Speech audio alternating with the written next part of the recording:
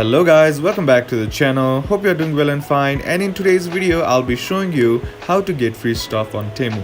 So without wasting any time, let's just jump right on the video and make sure to watch this video till the end and follow the steps as well.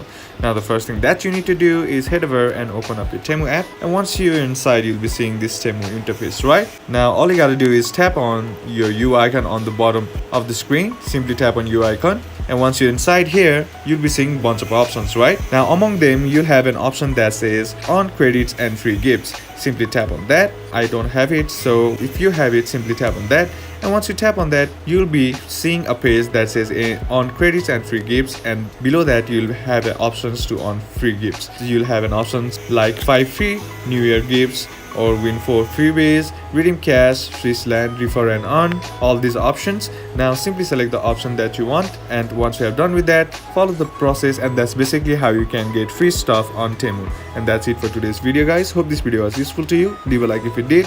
Thank you for watching, and bye bye.